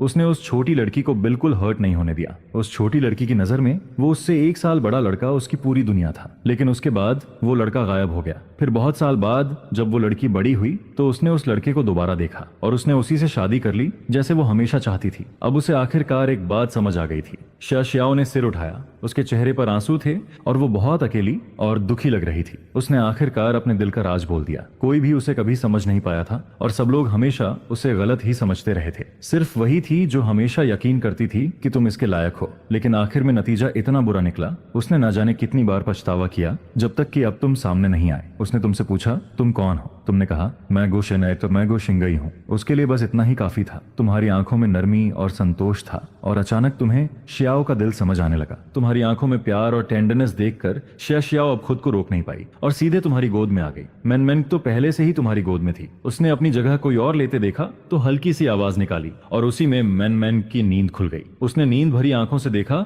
कि उसकी मम्मी उसकी जगह पर है। छोटी बच्ची बस एक पल के लिए रुकी, फिर खुश होकर एक हाथ से तुम्हें और दूसरे हाथ से अपनी माँ को पकड़ लिया और दोनों के गालों पर किस कर दिया। आज मैनगमैन के लिए सबसे अच्छा दिन था। तुमने अपनी गोद में बैठी दोनों खूबसूरत लड़कियों को देखा और अचानक तुम्हें लगा कि अब कुछ भी मायने नहीं रखता। जिंदगी सही दिशा में जा रही है, बस इतना ही काफी है। लेकिन कुछ प्लान्स बदलने पड़ेंगे। धीरे धीरे फायरवर्क्स खत्म होने लगे। फेरिस व्हील भी धीरे धीरे नीचे आने लगा। शिया शियाओ मैनमैन को गोद में लेकर आगे चल रही थी और तुम पीछे पीछे चल रहे थे। तुमने शिया शियाओ को देखा जो अब फिर से पहले जैसी थोड़ी ठंडी हो गई थी और तुमने हल्का सा अपनी नाक छुई। ऐसा लग रहा था जैसे वो अचानक फिर से तुमसे दूरी बनाने लगी हो। शिया शियाओ बहुत नर्वस थी, यहाँ तक कि मैनगमैन को पकड़ने वाला उसका हाथ भी थोड़ा कस गया था। उसे लग रहा था कि उसके कान और गाल अभी भी गर्म है। वो अब भी थोड़ी देर पहले तक तुम्हारी गोद में थी और बिल्कुल एक छोटी लड़की की तरह तुम्हारी गोद में छुप रही थी। उसे ये सब याद आते ही बहुत शर्म आने लगी। उसे पक्का लग रहा था कि तुम मन ही मन उस पर हंस रहे हो। जब वो फेरिस व्हील से उतरी थी उसने तुम्हारे चेहरे पर छुपी हुई मुस्कान देख ली थी। ये सोचते ही वो और तेजी से चलने लगी। वो आधी भाग रही थी और आधी चल रही थी। तुम्हें समझ नहीं आया कि अचानक इस औरत में इतनी एनर्जी कहां से आ गई। तुम्हें उसके पीछे चलने के लिए हल्का दौड़ना पड़ा। जब तक तुम लोग एम्यूजमेंट पार्क के गेट तक पहुंचे तब भी शिया शियाओ नहीं रुकी। आखिर में तुम्हें उसे आवाज लगानी पड़ी, क्या तुम पैदल ही घर जाने वाली हो? यहाँ टैक्सी ले लेते हैं। शिया शियाओ जाकर सड़क के किनारे रुक गई, लेकिन उसने तुम्हारी तरफ नहीं देखा। उसे और ज्यादा लग रहा था कि तुम पीछे खड़े होकर उस पर हंस रहे हो और ये सोचकर उसे और शर्म आ रही थी। बहुत देर इंतजार करने के बाद आखिर में एक टैक्सी मिली। उसी वक्त तुम्हारे मन में पहली बार कार खरीदने का ख्याल आया। टैक्सी आराम से कम्युनिटी के गेट पर रुकी। तुमने पैसे दिए, मैनगमैन को गोद में उठाया और सबके साथ घर लौट आए। घर आकर तुम मैनगमैन को उसके कमरे में सुलाने ले गए। वो जल्दी ही सो गई। तुम भी जल्दी सो गए, लेकिन शिया शियाओ को नींद नहीं आ रही थी। वो बिस्तर पर लेटी हुई थी, लेकिन जैसे ही आंखें बंद करती आज अम्यूजमेंट पार्क में जो कुछ हुआ था वही उसके दिमाग में आने लगता। शिया शियाओ ने गुस्से में कंबल खींचकर अपना चेहरा ढक लिया। वो खुद को जबरदस्ती सुलाना चाहती थी, लेकिन उसकी लगातार कांपती पलकें बता रही थीं कि उसके दिल में इस वक्त कितनी बेचैनी है। सुबह 6 बजे तुम हमेशा की तरह टाइम पर उठ गए, दौड़ लगाई, नहाए, खाना बनाया, मैनगमैन को उठाया और अपना पूरा मॉर्निंग रूटीन खत्म कर लिया। लेकिन शिया शियाओ कमरे से बाहर नहीं आई। तुमने मेन बेडरूम का बंद दरवाजा देखा और सिर खुजाया। शायद कल रात सच में बहुत देर हो गई थी। वो अभी तक नहीं उठी थी और तुम्हारा उसे उठाने का भी कोई इरादा नहीं था। तुमने बस उसके लिए नाश्ता रख दिया। उसके बाद तुमने किचन साफ की, इस्तेमाल किए हुए बर्तन धोए और जब तुम किचन से बाहर आए तभी शिया शियाओ भी कमरे से बाहर आई। उसके चेहरे पर हल्की लालिमा थी। वो सीधा बाथरूम में जाकर तैयार होने लगी। क्या तुम अभी भी गाना गाना चाहती हो? तुम्हारी आवाज सुनकर शिया शियाओ एक पल के लिए रुक गई। बहुत देर तक उसने कोई जवाब नहीं दिया। तुम बाथरूम के दरवाजे के पास खड़े थे, हाथ में मोबाइल था और चुपचाप उसके जवाब का इंतजार कर रहे थे। कुछ देर बाद उसकी हल्की सी आवाज तुम्हारे कानों में आई, हाँ, सिर्फ एक शब्द, उससे ज्यादा कुछ नहीं। शियाओ के दिल में अभी की जिंदगी ही ऐसी थी जिसकी उसने पिछले 2 सालों में कभी कल्पना भी नहीं की थी, और गाना गाना वो तो बहुत दूर का सपना था। वो बस उसे अपने दिल में दबाकर रख सकती थी। तुमने सिर्फ एक बार उसे स्क्रॉल करके देखा, उसके बाद फिर कभी नहीं देखा था। अब तुमने फिर से उसे खोला और चुपचाप स्क्रीन पर एक एक चीज देखने लगे, बहुत धैर्य से हर मैसेज फिल्टर करते हुए। आखिरकार तुम्हारी आंखें चमक उठी। फिर तुमने एक प्राइवेट मैसेज खोला और उसे पढ़ने लगे। तुम्हारी उंगलियां अनजाने में स्क्रीन पर टैप करने लगी, जैसे तुम कुछ सोच रहे हो। असल में वीडियो पोस्ट करने का तुम्हारा मेन पर्पज सिर्फ पैसे कमाना था, और जब काफी पैसे हो जाते तो तुम मेंगमेंग और शियाओ का फ्यूचर सेटल करके चुपचाप चले जाते। लेकिन कल जो कुछ हुआ उसके बाद तुमने अपना फैसला बदल दिया। उस प्राइवेट मैसेज में बहुत सिंपल लिखा था, मिस्टर शिंग्याओ, यिनहाई एंटरटेनमेंट आपको हमारी टीम में शामिल होने का इनवाइट देता है। ये इस दुनिया की बड़ी 3 एंटरटेनमेंट कंपनीज में से एक थी। तुमने बस थोड़ा सा सोचा, फिर बिना झिझक उस मैसेज में दिया गया कॉन्टैक्ट नंबर डायल कर दिया। कुछ ही रिंग के बाद फोन कनेक्ट हो गया। सामने से राहत भरी आवाज आई, हेलो, कौन बोल रहे हैं? तुमने कहा, हेलो, मेरा अकाउंट नेम शिंग्याओ है। मुझे आपकी कंपनी से इन्विटेशन मिला था, क्या अभी बात करना कन्वीनियंट है? इस वक्त मैं बहुत दूर हूँ, लेकिन हेडक्वार्टर्स में यांग चैनलिन को एक कॉल रिसीव होता है जिस पर उसके चेहरे पर हल्का सा एक्सप्रेशन आता है। उसे उम्मीद नहीं होती है कि ये नाम, यानी वो न्यूली इनवाइटेड क्रिएटर, सच में उसे कॉल करेगा। आखिर उसे प्राइवेट मैसेज इनविटेशन भेजे हुए कई दिन हो चुके थे, जिस पर यांग चैंगलिन को लगने लगा था कि सामने वाला एंटरटेनमेंट इंडस्ट्री में आने वाला नहीं है। हेलो, क्या आप अभी भी लाइन पर हैं? फोन के दूसरी तरफ से एक अच्छी साउंडिंग लड़के की आवाज आती है, जिसे सुनकर यांग चैनलिंग तुरंत रिएक्ट करता है और फिर उसके चेहरे पर एक खुश लुक आ जाता है, क्योंकि इन दिनों इंटरनेट पर सबसे ज्यादा हॉट टॉपिक यही मिस्टीरियस गाय बना हुआ है। मिस्टर न्यू इन्विटेशन, मैं यांग चैनलिंग हूँ, यिनहाई एंटरटेनमेंट में ह्यूमन रिसोर्सेज और एडमिनिस्ट्रेशन का डिप्टी मिनिस्टर। क्या आप हमारी यिनहाई एंटरटेनमेंट ज्वाइन करना चाहेंगे? जिस पर फोन की दूसरी तरफ से आवाज आती है, हेलो मिनिस्टर यांग, सॉरी, अभी फिलहाल मेरा एंटरटेनमेंट इंडस्ट्री में आने का कोई आइडिया नहीं है, लेकिन मैं आपका एक सिंगर रिकमेंड करना चाहता हूँ। मुझे नहीं पता कि आपकी कंपनी की इसमें इंटरेस्ट है या नहीं। यह सुनकर यांग चैनलिंग थोड़ा डिसअपॉइंटेड हो जाता है। वह हल्का सा बिटर स्माइल देता है और सिर हिलाता है, क्योंकि वह चाहता तो मिस्टर न्यू इन्विटेशन को ही था। जिस पर वह कहता है, मिस्टर न्यू इन्विटेशन, हाँ, मैं सिर्फ एक डिप्टी मिनिस्टर हूँ। अगर आप खुद आना चाहें तो आपकी फेम को देखकर मैं खुद डिसीजन ले सकता हूँ, लेकिन अगर बात किसी और की हो तो शायद मुझे आपको डायरेक्टली एग्री करने का राइट नहीं है। दिल में थोड़ी रिलैक्वेंस होने के बाद भी यांग चैनलिंग तुम्हें सीरियसली समझाता है, जिस पर तुम कहते हो, मैं अश्योर कर सकता हूँ कि वो बहुत पावरफुल सिंगर है और मैं उसके लिए सॉन्ग्स भी लिखूंगा। जिस पर अगर फ्यूचर में आपकी कंपनी को सॉन्ग्स की जरूरत होती है तो मैं आपकी यिनहाई एंटरटेनमेंट के लिए म्यूजिशियन भी बन सकता हूँ, लेकिन उसकी कुछ कंडीशंस होंगी। किसी को भी मेरे पास सॉन्ग लिखवाने के लिए मत भेजना, जो मुझे सही नहीं लगेगा मैं वो नहीं लिखूंगा। अगर आप एग्री करते हैं तो हम स्पेसिफिक डिटेल्स बाद में डिस्कस कर सकते हैं। आपको क्या लगता है? फोन की दूसरी तरफ यांग चैनलिंग अब कैजुअली बात नहीं करता है, बल्कि धीरे धीरे चुप हो जाता है, जिस पर उसके दिमाग में तेजी से कैलकुलेशंस चलने लगती हैं। वह इस डील के अंदर की वैल्यू को सोचता है और कुछ देर बाद यांग चैनलिंग मान लेता है कि वह इस बात से काफी टेम्प्ट हो चुका है, लेकिन कंपनी उसकी खुद की नहीं होती है, जिस पर उसे ऊपर बात करनी पड़ती है। फिर वह कहता है, मिस्टर न्यू इन्विटेशन, ये ऐसी चीज नहीं है जिसे मैं अकेले डिसाइड कर सकूं। मैं कंपनी में इस बारे में डिस्कस करता हूं और फिर आपको रिप्लाई देता हूं। चाहे बात बने या ना बने, मैं आपको जितनी जल्दी हो सके उतनी जल्दी जवाब देता हूं। ठीक है, फिर मैं आपके रिप्लाई का वेट करूंगा। इसके बाद कॉल कट जाता है, जिस पर यांग चैनलिंग बिना देर किए अपना फोन उठाता है और जल्दी से टेंशन के साथ बाहर निकल जाता है। वहीं दूसरी तरफ तुम अपना फोन नीचे रखते हो और कुछ देर सोचते हो, जिसके बाद तुम डिसाइड करते हो कि अभी सामने वाले के रिप्लाई का इंतजार करना सही रहेगा। आखिर यिनहाई एंटरटेनमेंट चाइना की 3 सबसे बड़ी कंपनीज में से एक होती है, जिस पर अगर यहाँ बात नहीं बनती है तो तुम कोई दूसरा तरीका ढूंढ लोगे। इसे एक नई कोशिश की तरह माना जा सकता है। इसके बाद तुम हल्की सी राहत की सांस लेते हो, डोर खोलते हो और साइड से बाहर निकलते हो, जिस पर मैंग अभी भी चुपचाप टॉयज के साथ खेल रही होती है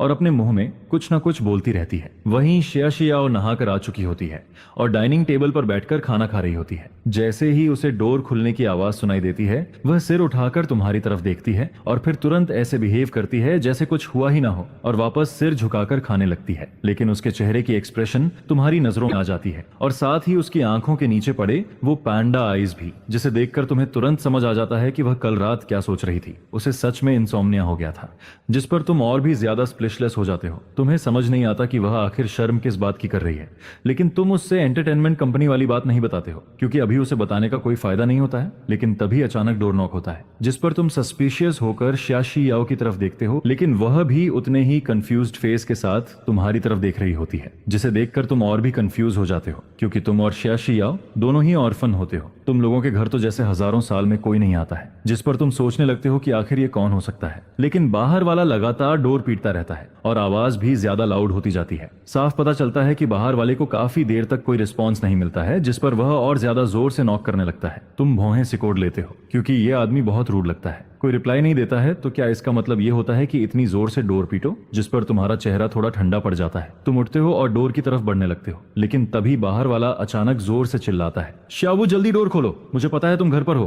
क्या हुआ, आज हमें ड्रिंक के लिए मैसेज नहीं भेजोगे? इन दो फेमिलियर और शार्प आवाजों को सुनते ही तुम्हारा चेहरा पूरी तरह डार्क हो जाता है। वहीं सियाशी याओ का चेहरा भी और ज्यादा पेल पड़ जाता है, जिस पर वह भौहें सिकोड़कर डोर की तरफ घूरने लगती है। वहीं मेंगमेंग अपना छोटा टॉय छोड़कर तुरंत सियाशी याओ की गोद में भागकर चली जाती है, क्योंकि बाहर की लाउड नॉकिंग उसे डरा देती है। यह देखकर तुम्हारा चेहरा और भी ज्यादा डार्क हो जाता है। इतने दिनों से तुम बड़ी मुश्किल से मेंगमेंग को संभाल रहे थे, उसे प्यार से बहला रहे थे, और अब ये दोनों आकर उसे फिर से डरा देते हैं, जिस पर तुम्हारे मन में सिर्फ एक ही बात आती है, ये बिल्कुल भी माफ करने लायक नहीं है। इसके बाद तुम डोर खोलते हो और जैसे ही सामने देखते हो, वहां तुम्हारे पुराने बॉय बैंड के दो मेंबर खड़े होते हैं, गाओ चेनग और शुबिंग। उन दोनों के चेहरे पर एक फेक सी स्माइल होती है, जिस पर वो तुम्हारे ऊपर से झांक कर घर के अंदर देखने की कोशिश करते हैं, लेकिन तुम उन्हें ब्लॉक कर देते हो। शाबू, तुमने इतनी देर से डोर क्यों खोला? क्या तुम हमारा वेलकम नहीं कर रहे हो? उन्हें देखते ही तुम्हारा मन करता है कि सीधे उनके चेहरे पर पंच मार दो, क्योंकि जब से तुम लोग साथ थे तब से ये दोनों लोग हर वक्त तुम्हें ऐसे बुलाते रहते थे। ये सब इसलिए होता है क्योंकि पहले वाले बॉय ग्रुप में ओरिजिनल की फेस वैल्यू सबसे ज्यादा होती है और आखिर में वही ओरिजिनल होता है, जिसकी वजह से ये बॉय ग्रुप डेब्यू कर पाता है। लेकिन जैसे ही उनका नाम खत्म होने लगता है, वैसे ही उनके चेहरे भी बदलने लगते हैं, जिस पर वो हर बार शाओबू कहकर उसका मजाक उड़ाते हैं। ऐसे लोग जिनके बारे में ओरिजिनल पहले सोचता था कि उनसे रिलेशन अच्छा रखना चाहिए, अब वही सबसे ज्यादा फनी लगते हैं। लेकिन तुम पहले वाले बेवकूफ शाओबू नहीं होते हो, जिस पर नेचुरली तुम उन्हें कोई अच्छा फेस नहीं देते हो। तुम सीधे उन्हें देखते हुए कहते हो, तुम दोनों का यहाँ वेलकम नहीं है, जहां से आए हो वहीं वापस चले जाओ। जिस पर दाईं तरफ खड़ा गौ चेनग अपनी फेक स्माइल के साथ एक कदम आगे बढ़ता है। शाबू, आज तुम्हारा मूड खराब है क्या? तुम तो हमेशा हमें देखने के लिए बेचैन रहते थे, अब हम आ गए हैं तो ये एटीट्यूड क्यों दिखा रहे हो? मुझे पता है तुम ड्रिंक नहीं करते हो। चलो, ब्रदर गौ तुम्हारे साथ 2 ग्लास पी लेता है। अगर पहले वाला शाबू होता तो शायद खुशी खुशी इन्हें अंदर बुला लेता और उनके साथ ड्रिंक भी करता, लेकिन तुम वो नहीं होते हो, जिस पर तुम सीधे डोर बंद करने लगते हो और गौ चेन का आगे बढ़ा हुआ हाथ साइड में हटा देते हो। तुम कोल्ड एक्सप्रेशन के साथ कहते हो, शराब वापस ले जाओ, मैं अब फ्यूचर में नहीं पीऊंगा और मैं तुम लोगों से दोबारा मिलना भी नहीं चाहता, आगे से मेरे पास मत आना। यह सुनकर गौ चेंग का चेहरा थोड़ा बदल जाता है। वह एक कदम आगे आता है और तुम्हें घूरने लगता है। फिर वह शूबिन की तरफ मुड़कर देखता है, जिस पर दोनों अचानक हंसने लगते हैं। शाओबिन, मैंने सही सुना ना? इसने कहा कि यह हमसे मिलना नहीं चाहता। गाओ चेंग अपने कान को उंगली से छूते हुए ऐसे दिखाता है जैसे उसे यकीन ही नहीं हो रहा हो, जिस पर शूबिन भी हंसते हुए कहता है, ब्रदर गाओ, आपने सही सुना। लगता है ये कि लिंक पर बेट लगाकर खुद को बहुत अमेजिंग समझने लगा है। अब तो सच में इसका दिमाग खराब हो गया है। इसे लगता है कि ये अभी भी पहले जितना हैंडसम है। जिस पर गाओ चेंग का चेहरा अचानक ठंडा पड़ जाता है। वह तुम्हें ऊपर से नीचे तक देखता है और फिर कहता है, तुम अपनी हालत देखो। क्या तुम भूल गए हो कि पहले तुम कैसे हमारे पीछे घूमते थे और हमें बार बार रिक्वेस्ट करते थे? तुम सामने खड़े इन दोनों क्लाउन जैसे लोगों को देखते हो और कुछ देर के लिए स्पीचलेस हो जाते हो। इन दोनों ने स्टेज पर कॉस्ट्यूम पहनकर फेस बदलना, फेक सिंगिंग करना और हार्मनी दिखाना बहुत अच्छे से सीख लिया होता है, जिस पर तुम सबकॉन्शियसली पीछे मुड़कर बंद डोर की तरफ देखते हो, क्योंकि मेंगमेंग और शाशियाओ अभी भी घर के अंदर होते हैं और अगर यहाँ झगड़ा होता है तो वो माँ बेटी फिर से डर जाएंगी। जिस पर तुम हाथ उठाकर गौ चेंग के कंधे पर रखते हो और उन्हें बाहर जाने का इशारा करते हुए कहते हो, अगर कुछ कहना है तो बाहर चलो। इतना कहने के बाद तुम उन्हें रिएक्ट करने का मौका भी नहीं देते हो। तुम एक हाथ से गौ चेंग को और दूसरे हाथ से शुबिन को पकड़ लेते हो और उन्हें सीधे बाहर ले जाने लगते हो, जिस पर गाओ चेंग और शुबिन तुरंत तुम्हारे हाथ छुड़ाने की कोशिश करते हैं, लेकिन उन्हें महसूस होता है कि तुम्हारी ताकत बहुत ज्यादा है। चाहे वो जितनी कोशिश करें, वो तुम्हारे हाथ से निकल ही नहीं पाते हैं। फिर तुम उन्हें फ्लोर के बाहर तक ले जाते हो और वहीं जाकर छोड़ देते हो, जिस पर गाओ चेंग और शुबिन के चेहरे लाल हो जाते हैं। वो यहाँ तुम्हें मैनिपुलेट करने आए थे, लेकिन तुम्हारी ताकत देखकर कुछ देर के लिए खुद डर गए थे। फिर गाओ चेनक तुम्हें घूरते हुए कहता है, क्या तुम नहीं जानना चाहते कि हम यहाँ क्यों आए हैं? जिस पर उसके बोलने के तुरंत बाद शुबिन जल्दी से कहता है, हम तुम्हें साउदर्न ग्रुप में वापस बुलाने आए हैं। क्या तुम हमेशा से वापस नहीं आना चाहते थे? गाओ चेनग और शुबिन देखते हैं कि तुम्हारे चेहरे पर कोई खास रिएक्शन नहीं आता है, लेकिन उनकी आंखों में चालाकी साफ दिखाई देती है। जिस पर वो आगे कहते हैं, तुम हमेशा कहते थे कि शशि याओ ने तुम्हारा फ्यूचर बर्बाद कर दिया, अब हम तुम्हारी हेल्प कर सकते हैं। तुम वापस आ सकते हो, लेकिन तुम्हें शशि याओ को डिवोर्स डिवोर्स देना होगा। कैसा है, सिंपल डील है ना? यह सुनकर तुम कुछ सेकंड तक उन्हें देखते रहते हो। तुम्हें सच में समझ नहीं आता कि क्या ये दोनों खुद ही अपने झूठ पर यकीन करने लगे हैं। फिर तुम कोल्ड आवाज में कहते हो, तुम दोनों की बकवास खत्म हो गई हो तो अब यहाँ से निकल जाओ। तुम उन्हें बिल्कुल भी फेस नहीं देते हो, बल्कि पहले से भी ज्यादा सीधे तरीके से मना कर देते हो, जिस पर दोनों के चेहरे और ज्यादा लाल हो जाते हैं। वो ऐसे लगते हैं जैसे कुछ करना चाहते हो, लेकिन तुम्हारी ताकत याद आते ही हिम्मत नहीं कर पाते हैं। फिर तुम हाथ बढ़ाकर गौ चेंग के कंधे पर थपथपाते हो, लेकिन इस बार तुम्हारी पकड़ इतनी टाइट होती है कि उसका चेहरा दर्द से बदल जाता है, जिस पर तुम उसके कान के पास झुककर कहते हो, मुझे पता है कि तुम दोनों यहाँ क्यों आए हो। वापस जाकर अपने मास्टर से कहना कि वो आगे से श्या याओ को परेशान करने की कोशिश ना करे, वरना तुम अपनी बात पूरी नहीं करते हो। बल्कि इतना कहकर सीधा मुड़ जाते हो और वापस घर की तरफ चलने लगते हो। तुम्हारी बैग को देखते हुए गाओ चेनग और शुबिन के चेहरे गुस्से से लाल हो जाते हैं। उनकी आंखें तुम्हें घूर रही होती हैं, जिस पर शुबिन अब भी थोड़ी नाराज आवाज में कहता है, ब्रोदर गौ, क्या हम इसे ऐसे ही जाने देंगे? गाओ चेनग अपने उस कंधे को पकड़ता है जहां तुमने हाथ रखा था। उसके चेहरे पर दर्द और गुस्सा दोनों दिखाई देते हैं। फिर वह दांत भींच कर कहता है, नहीं तो और क्या करें, लेकिन अजीब बात है, ये अचानक किसी और इंसान जैसा क्यों लगने लगा है? इसकी ताकत इतनी ज्यादा कैसे हो गई? जिस पर दोनों आखिर में मजबूरी में वापस चले जाते हैं। तुम जब वापस घर के अंदर आते हो तो श्या याओ तुम्हें क्वेश्चन भरी नजरों से देखती है, जिस पर तुम कैजुअली कहते हो, वो लोग चले गए, अब फ्यूचर में वापस नहीं आएंगे। इतना कहकर तुम आगे बढ़ते हो, मेंगमेन को गोद में उठाते हो और सोफा पर जाकर बैठ जाते हो। फिर तुम ऐसे बिहेव करने लगते हो जैसे कुछ हुआ ही ना हो और मेंगमेन के साथ खेलने लगते हो, जिस पर श्या शियाओ कुछ सेकंड तक तुम्हें देखती रहती है और फिर धीरे से मुड़कर वापस खाना खाने लगती है। इसके बाद घर का माहौल फिर से पहले जैसा वार्म हो जाता है। लेकिन दूसरी तरफ गौ चेंग और शुबिन की हालत बिल्कुल अच्छी नहीं होती है। अभी अभी उन्हें तुमसे इंसल्ट मिली होती है और उसके बाद उन्हें लियू केन से भी बुरी तरह डांट पड़ती है, क्योंकि उन्होंने लियू केन से प्रॉमिस किया था कि वो तुम्हें मना लेंगे, लेकिन यहाँ आकर वो सीधे भगा दिए जाते हैं, जिस पर दोनों के दिल में तुम्हारे लिए और ज्यादा नफरत भर जाती है। और फिर शाम को तुम्हारे फोन पर एक कॉल आता है, मिस्टर हारुका शिन, हमने डिस्कस किया है कि आप कंपनी में किसी को रिकमेंड कर सकते हैं, लेकिन ऊपर वालों का कहना है कि फिलहाल आपके पास सिर्फ 2 सॉन्ग्स हैं और उनमें से एक डाइंग चिल्ड्रन सॉन्ग है। गलत मत समझिए, दोनों सॉन्ग्स बहुत अच्छे हैं, लेकिन मैं अभी भी आपकी कंपोजिंग एबिलिटी देखना चाहता हूँ। आखिर बिना कंपोज किए ये जानना आसान नहीं है, जिस पर तुम्हें तुरंत समझ आ जाता है कि सिर्फ 2 सॉन्ग्स की वजह से सामने वाला अभी भी तुम्हारी एबिलिटी पर पूरा भरोसा नहीं कर रहा है। कंपोजिंग, हाँ कर सकता हूँ। तुम्हारा जवाब सिंपल और साफ होता है, जिस पर यांग चैंगलिन के दिल में जो टेंशन चल रही होती है वो थोड़ी कम हो जाती है। आज पूरे दिन वह तुम्हारे लिए ऊपर तक बात करता रहा होता है, वह तुम्हारे टैलेंट पर भरोसा करता है, लेकिन ऊपर वालों के मन में अभी भी डाउट होता है। फिर भी आखिर में कंपनी तुम्हें एक मौका देने के लिए रेडी हो जाती है, जिस पर यांग चैंगलिन कहता है, असल में हुआंग ने हाल ही में कई एंटरटेनमेंट कंपनीज को एक मुश्किल प्रॉब्लम दी है। उन्होंने बहुत सारे लिरिक्स और सॉन्ग्स इनवाइट किए हैं, लेकिन अभी तक किसी का भी काम उन्हें में पसंद नहीं आया। आखिर में सबको पास कर दिया गया, जिस पर अगर आप इस प्रॉब्लम को सॉल्व कर लेते हैं तो कंपनी को आगे कभी भी आप पर डाउट नहीं रहेगा। मिस्टर शिन याओ,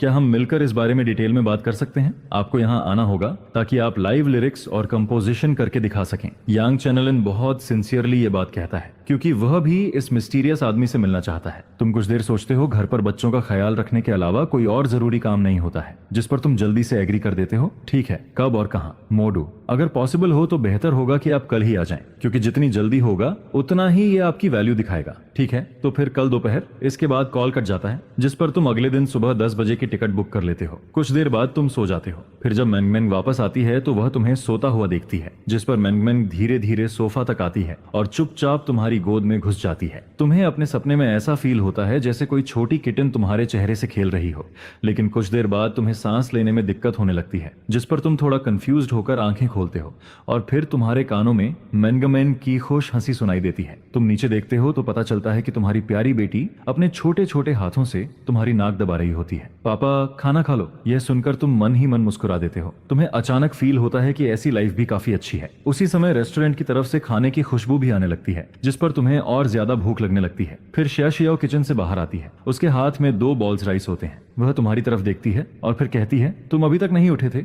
इसलिए मैंने खाना बना लिया। जिस पर तुम मेंगमेन को गोद में उठाते हो और टेबल की तरफ चलते हो। टेबल पर रखा खाना देखकर तुम्हारी आंखें चमक उठती हैं। खाना पूरा कलर और फ्रेग्रेंस से भरा होता है। तुम तुरंत कहते हो, वाह मुझे बहुत भूख लगी है। तुम्हारी तारीफ सुनकर श्या याओ थोड़ा शय हो जाती है। वह हल्का सा सिर हिलाती है और फिर वापस किचन में जाकर एक और बाउल राइस लेकर आती है। इसके बाद पूरा फैमिली साथ बैठकर खाना खाने लगता है, जिस पर तुम क्रिस्पी मीट का एक छोटा पीस उठाकर मेंगमेन के बाउल में रख देते हो। फिर तुम शियाशी याओ की तरफ देखते हो और कैजुअली कहते हो, बाय द वे मैं कल बाहर जा रहा हूँ अंतर मुझे नहीं पता मैं कितने दिन बाद वापस आऊंगा। शियाशी याओ उस समय सूप पी रही होती है, लेकिन तुम्हारी बात सुनते ही वह अचानक चौक हो जाती है और जोर से खांसने लगती है, जिस पर तुम जल्दी से उसके पास जाते हो और उसकी बैग थपथपाने लगते हो। तुम्हारे चेहरे पर साफ वरी दिखाई देती है। वहीं शियाशी याओ जल्दी से अपना मुंह पोंछती है, क्योंकि तुम्हारे अचानक बाहर जाने की बात सुनकर वह सच में घबरा गई होती है। फिर तुम उसकी तरफ देखते हो और धीरे से कहते हो, सॉरी मैंने तुम्हारी ओपिनियन पूछे बिना ही डिसाइड कर लिया,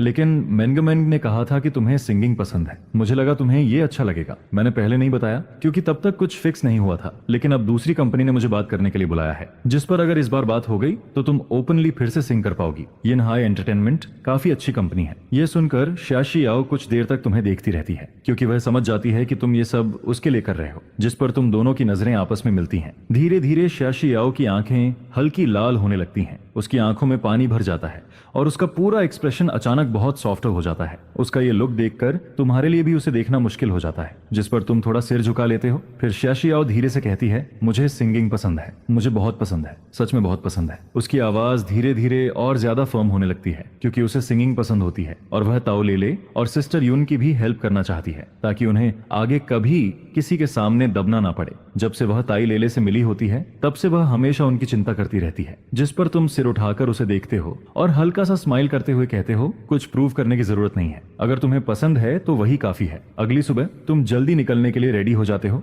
फिर तुम शियाशी याओ की तरफ देखते हो और कहते हो, मैं जल्दी वापस आ जाऊंगा, शायद 1 या 2 दिन में, चिंता मत करना। इसके बाद तुम टैक्सी बुलाते हो और एयरपोर्ट के लिए निकलने लगते हो। जाने से पहले तुम मुड़कर शियाशी याओ की तरफ देखते हो, जिस पर शियाशी याओ धीरे से सिर हिलाती है, लेकिन उसकी आंखों में साफ रिलिक्वांस दिखाई देती है। पहले वह हमेशा तुमसे दूर भागना चाहती थी, लेकिन उसे खुद भी उम्मीद नहीं थी कि सिर्फ कुछ दिनों में उसे तुम्हारे जाने का इतना बुरा लगेगा। आखिर तुम सिर्फ 2 दिन के लिए ही तो जा रहे होते हो, लेकिन उसे ऐसा फील हो रहा होता है जैसे बहुत लंबे समय के लिए दूर जा रहे हो। तुम खुद को काम रखते हो, फिर उसकी तरफ देखना बंद कर देते हो, मुड़ते हो और टैक्सी में बैठ जाते हो। कार धीरे धीरे दूर जाने लगती है, जिस पर रियर व्यू मिरर में दिख रही वो 2 छोटी शैडोज धीरे धीरे और छोटी होती जाती हैं। तुम आंखें बंद कर लेते हो, क्योंकि तुम खुद भी नहीं समझ पाते हो कि तुम्हें कैसा फील हो रहा है। 3 घंटे बाद तुम प्लेन से नीचे उतरते हो, जिस पर तुम्हें तुरंत मोडू की भीड़ और उसका एक्साइटमेंट फील होने लगता है। जियांगचेंग के मुकाबले यहाँ बहुत ज्यादा लोग होते हैं, जिस पर भीड़ के बीच से निकलना भी मुश्किल हो जाता है। तुम बड़ी मुश्किल से लोगों के बीच रास्ता बनाते हुए आगे बढ़ते हो और आखिर में एग्जिट 5 तक पहुंच जाते हो। वहां पहुंचकर तुम राहत की सांस लेते हो और बाहर खड़े होकर सामने देखने लगते हो। तुम्हारे सामने बहुत सारे लोग बोर्ड्स पकड़े खड़े होते हैं, जिस पर तुम भीड़ में अपना नाम ढूंढने लगते हो, क्योंकि आने से पहले